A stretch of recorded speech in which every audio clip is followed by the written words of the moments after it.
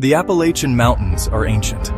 They're older than bone, older than the first trees that clawed their way toward the sky. Here, the forests are dense.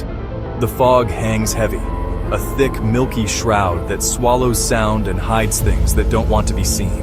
This isn't just wilderness. It's a place saturated with history, soaked in the blood and tears of generations who have lived, worked, and died in its shadow. When you drive these winding roads at night, you feel it, a sense of being watched. The darkness outside your window is absolute, a solid wall of black that seems to push back against your headlights. Our first stop is Adams, Tennessee. This is the home of one of America's most documented and malevolent hauntings, the Bell Witch. A disembodied voice began to speak, identifying itself as the spirit of Kate Batts, a former neighbor who believed John Bell had cheated her in a land deal, and she was back for revenge.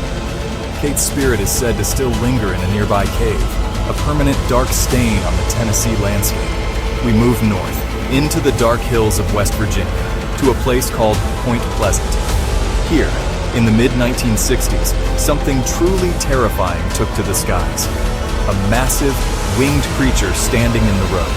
It was man-sized, with huge, glowing red eyes that mesmerized them with pure terror. Then, on December 15, 1967, the Silver Bridge suddenly collapsed. 46 people lost their lives, and the Mothman sightings had stopped. In the Blue Ridge Mountains of North Carolina, there is a mystery that has baffled scientists for centuries. It is the phenomenon of the brown mountain lights. They appear as faint, glowing balls of white, red, or blue light. They hover, they dance, they flicker, and then they vanish into the night sky. The lights have been seen rising high into the sky, changing color and moving against the wind, behaviors that defy simple, conventional explanations. Deep in the folklore of East Tennessee and North Carolina lurks a creature born of ancient magic and a thirst for vengeance. It is the Wampus Cat. The elders discovered her, and as punishment for witnessing their sacred rites, the tribe's medicine man cursed her. The cougar skin fused to her body, transforming her into a hideous, half-human beast. Others have heard its blood-curdling screams echoing through the hollers at night, a sound described as a cross between a woman's shriek and a wildcat's roar. In the Great Smoky Mountains, parents tell their children a truly horrifying tale. They warn them of Spearfinger, a witch-like creature from Cherokee legend with a taste for human livers. Spearfinger has the ability to shapeshift, often taking the form of a kindly old grandmother to lure unsuspecting children away from the safety of their homes. The warriors aimed their arrows at that one vulnerable spot, and finally, Spearfinger was defeated. According to Cherokee tradition, when they first arrived in the southern Appalachians, they did not find the land empty. It was inhabited by a strange race of fair-skinned, bearded people who were so sensitive to light that they could only come out at night. They waited for a full moon, and when the moon-eyed people were out in the open, the Cherokee attacked, driving them from their homes.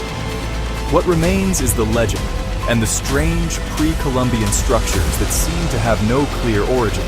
On June 14, 1969, 6-year-old Dennis Martin was playing hide-and-seek near Spence Field. He stepped behind a shrub, and in those few seconds, he vanished from the face of the earth. What followed was the most extensive search in the history of the National Park Service. Over 1,400 people scoured every inch of the rugged terrain for weeks. Yet, despite the massive scale of the search, they found absolutely nothing. It was as if the mountain had simply swallowed him whole. We've journeyed through the shadows of Appalachia. Each story is a thread in a vast, dark tapestry woven into the very soul of these mountains. So the next time you find yourself on a lonely mountain road as dusk begins to fall, remember these stories?